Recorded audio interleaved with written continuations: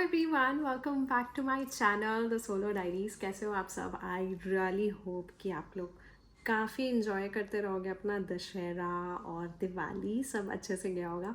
I know I am little bit late coming up with this video, but the thing is कि मैं थोड़ा busy रह गई office के काम के वजह से एंड ऑल।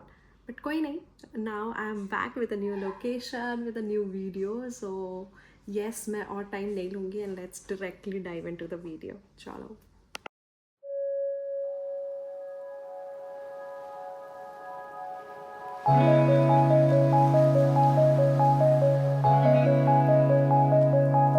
अब सब this time I am super excited क्योंकि ये वाला ट्रिप बहुत स्पेशल है और बहुत अनप्लैंड भी है। सो ये ऐसा नहीं है कि मैंने पूरा फुल ऑन प्लानिंग कर रखा है कुछ भी, ये एकदम से बुलावा आया हुआ है। So it's like that. तो मैं अभी फ़िलहाल तो मेरे मामा के घर पे हूँ और मैं यहीं से निकल रही हूँ। सो मैं आपको वीडियो पे ही बताऊँगी सारा डिटेल्स, और वो रास्ते पे ही होने वाला है बिकॉज मैं अभी निकलूँगी। I am in a very much hurry. तो मैं निकल के आपको बताती हूँ। स्टे ट्यून, सी या। सो एज आई सेड, मैं निकल गई थी मेरे मामा के घर से। हम जा रहे थे बरगढ़। बरगढ़ से मेरा जर्नी स्टार्ट होने वाला था। शेरा तो काफ़ी खुश हो गया उस टाइम, उसको थोड़ा सा एडजस्ट करके बैठना पड़ा। तो मैं जैसे ही उतर गई मेरे दोस्त के यहाँ, तो बस शेरा पूरा एकदम खुश, उसको पूरा सीट मिल गया। और मस्त वो विंडो की तरफ देख के मम्मी और शेरा बैठे हुए थे पीछे, वो लोग निकल गए घर।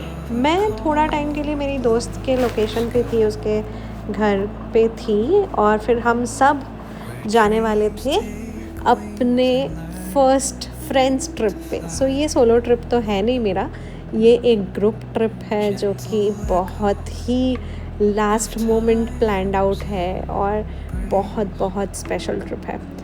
तो वैसे फिर 7 बजे आ गया हमारा बस, और ये था OSRTC का बस। ये गवर्नमेंट की तरफ से, उड़ीसा गवर्नमेंट की तरफ से बहुत ही अच्छा इनिशिएटिव है।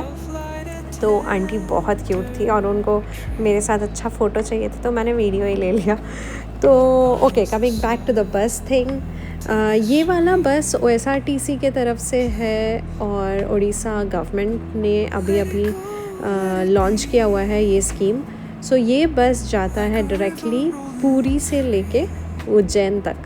तो मेरा ये बुलावा आया हुआ था महाकाल से। उज्जैन एक ऐसा नॉर्मल जगह है नहीं कि मैं बोल दूं कि अरे मैंने ट्रिप प्लान किया हुआ है, ये किया हुआ है, कुछ वैसा नहीं था। उज्जैन महाकाल से आपको जब तक बुलावा नहीं आता आप कभी जा ही नहीं सकते।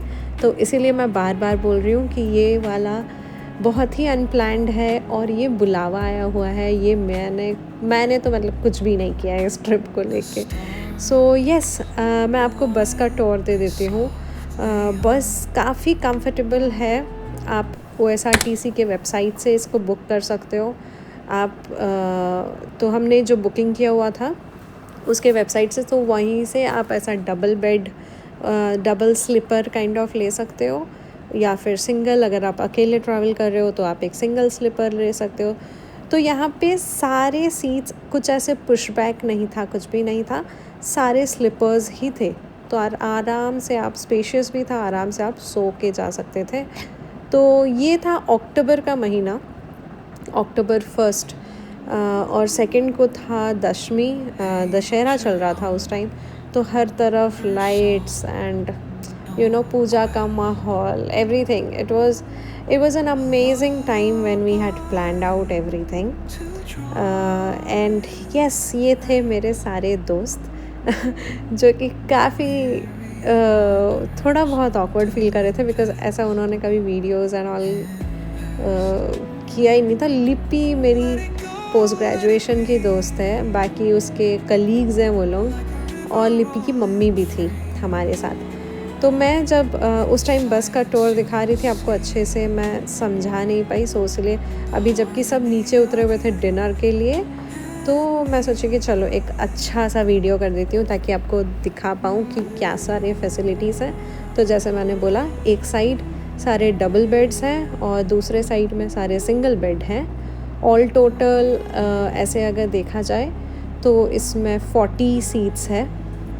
बस काफ़ी स्पेशियस है और बहुत कंफर्टेबल है। मेरे को बस में बहुत बहुत ज़्यादा अनकंफर्टेबल लगता है, बट ये वाला बस बहुत ही कंफर्टेबल था। एसी इसका काफ़ी सही था। फिर अगर स्पेस का बात किया जाए, वहाँ पे मेरे को चप्पल रखने के लिए जगह था, मेरा पानी बॉटल एंड ऑल एवरीथिंग। तो ऐसा सीन हो के हम फिर सो गए रात को। डिनर तो मैंने वैसा कुछ किया नहीं, और फिर मैं सो गई रात को। सुबह मैं उठी अराउंड 8:30-9 बजे, जब हम पहुंच गए थे नागपुर। तो ये बस रायपुर, नागपुर, इंदौर होके उज्जैन जाता था। तो हम पहुंच गए नागपुर। वहाँ पे उसने रुकवाया हुआ था ब्रेकफास्ट के लिए, बट मेरे को ऐसा कुछ मन नहीं था, तो मैंने थोड़ा बहुत पैक भी किया हुआ था, मम्मी ने खाना दिया हुआ था। तो हमने वहीं पे ही कुछ खाना वाना खा लिया, और हम सारे दोस्त ऐसे ही बैठे हुए थे। थोड़ा बहुत थोड़ा सा हम अपसेट हो गए थे कि इतना टाइम हो चुका है और अभी तक पहुंचाया नहीं है।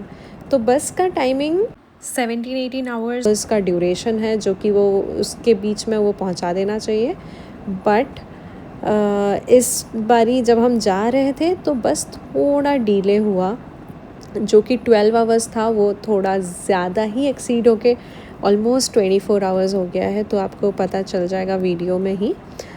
तो हम फिर निकल पड़े, ब्रेकफास्ट ख़त्म करके निकल पड़े अपने डेस्टिनेशन के तरफ। मैं तो खाली सो के ही गई हूँ, बिकॉज़ बस मेरे को काफ़ी सही लगा, कंफर्ट आ रहा था और एसी चल रहा था, मेरे को और कुछ नहीं चाहिए था। तो फिर हम पहुँच गए इंदौर पहुँच के हमने किया अपना लंच। तब तक मुझे भूख लग गया था, बट खाना बहुत तीखा था। मैं बिल्कुल तीखा नहीं खा सकती हूँ, बट स्टिल खाना पड़ा। तो it was like manageable kind of खाना था, तो मैं खा ली थोड़ा बहुत। इंदौर से हम निकल पड़े उज्जैन के लिए। तो वहीं पे एज आई सेड बस बहुत डिले किया, क्योंकि रास्ता बहुत ही ख़राब था इस बारी जब हम गए।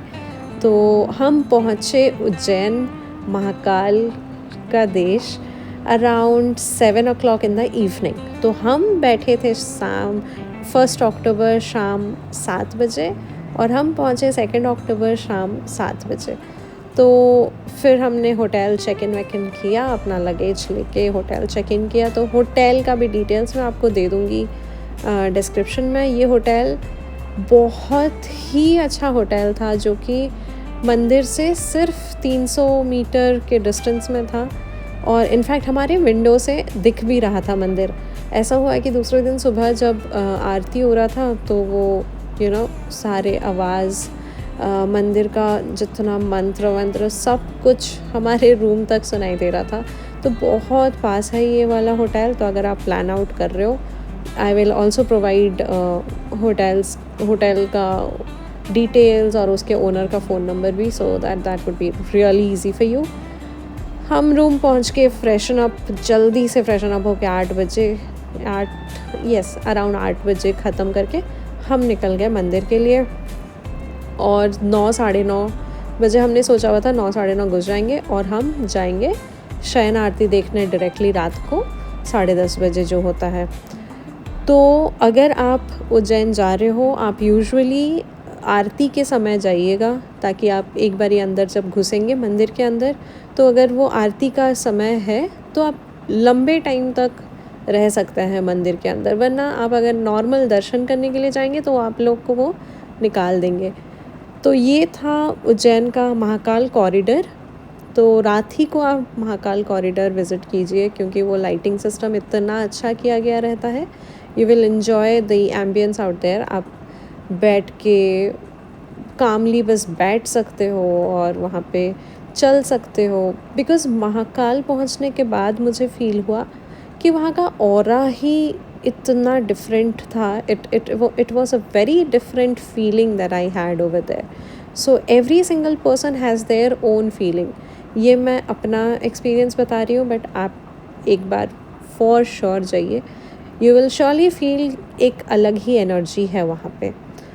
तो हम घूम रहे थे महाकाल के कॉरिडोर में। मैं वही सोच रही थी कि इतना लेट हो गया, 24 घंटे हम ट्रैवल करके आ गए इतना दूर। आई होप शयन आरती हम सही से देख पाएँ. And as I said, you do not visit Ujjain just because you want to. You visit Ujjain because he wants to see you. He has called you and वही हुआ.